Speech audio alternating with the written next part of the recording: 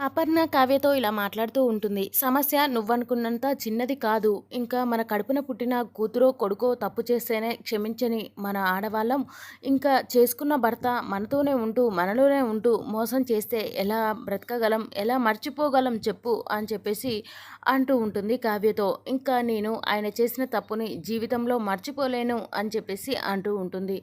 ఆ మాట విన్న కావ్య ఇంకా అలాగే చూస్తూ ఉండిపోతుంది. ఇంకా తను మాత్రం గట్టి గట్టిగా చెబుతూ ఉంటుంది. నా పక్కనే ఉంటూ, నాతోనే ఉంటూ, నన్ను మోసం చేసిన నా భర్తని ఎలా క్షమించమంటావు? అలా క్షమించలేరు ఏ ఆడవాళ్ళు. కూతురునో, కొడుకునో క్షమించని ఆడవాళ్ళు భర్తని ఎలా క్షమిస్తారు అనగానే, అత్తయ్య గారు నీ ఒక్కదానికే శిక్ష వేసుకోవట్లేవు. మామయ్యకి ఒక్కనికే శిక్ష వేయట్లేదు. నువ్వు కూడా శిక్ష అనుభవిస్తున్నావు.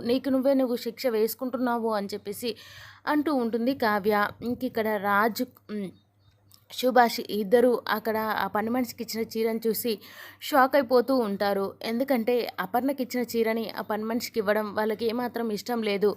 తను ఎందుకు అలా ఇచ్చిందో అర్థం కాలేదు. ఇక్కడ కావ్య మాత్రం నువ్వు కూడా శిక్ష వేసుకుంటున్నావు అత్తయ్య మామయ్యతో పాటు అని చెప్పేసి అక్కడి నుంచి వెళ్ళిపోతూ ఉంటుంది. కానీ ఇక్కడ ఇంకా ఆ అపర్ణ ఆలోచిస్తూ ఉండిపోతుంది. ఏంటి నా కోడలు ఇలా మాట్లాడింది అని చెప్పేసి. మరి తను సుభాష్ని అర్థం చేసుకుంటుందా? మరి జీవితంలో తను తప్పు చేశాడు అని చెప్పేసి తనని ఎప్పుడూ దూరంగానే ఉంచుతుందా అనేది నెక్స్ట్ సీన్లో చూద్దాం.